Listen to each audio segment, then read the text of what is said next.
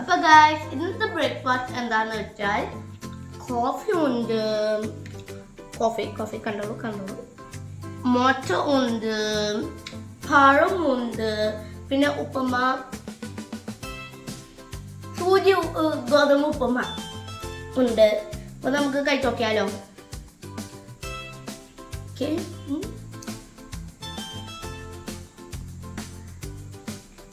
നല്ല ടേസ്റ്റ് ഉണ്ട് ഗായ്സ്, പൊളിച്ചൊന്നും പറയാനില്ല. നമുക്കൊന്ന് കോഫി കുടിച്ച് നോക്കാം.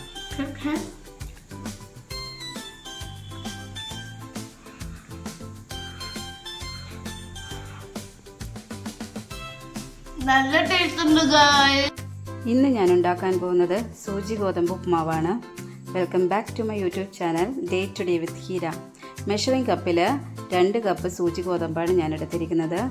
1 കപ്പ് സൂചി ഗോതമ്പിന് 1/4 കപ്പ് വെള്ളമാണ് ഞാൻ ആഡ് ചെയ്യുന്നത്.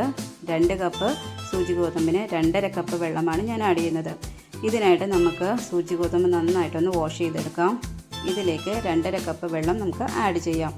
ആവശ്യത്തിന് ഉപ്പും 1 ടീസ്പൂൺ നെയ്യും കൂടി നമുക്ക് ആഡ് ചെയ്ത് 1 വിസിൽ വരുന്നത് വരെ നമുക്ക് നന്നായിട്ടൊന്ന് വേവിച്ചെടുക്കാം. ഞാനിവിടെ മിൽമയുടെ ഗീയാണ് എടുത്തിരിക്കുന്നത്. 1 വിസിൽ മാത്രം നമ്മൾ യൂസ് ചെയ്യാൻ പാടുള്ളൂ, കൂടുതൽ വിസിലടിച്ചെടുക്കരുത്.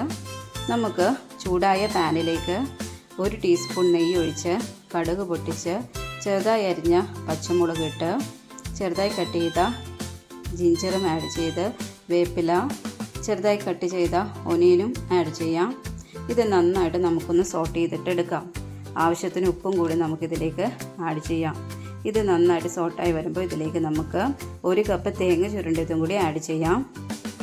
ഇത് നന്നായിട്ടൊന്ന് വെന്ത് വരുമ്പോൾ ഇതിലേക്ക് നമുക്ക് വേവിച്ച് വെച്ച സൂചി ഗോതമ്പും കൂടിയിട്ട് ആഡ് ചെയ്യാം.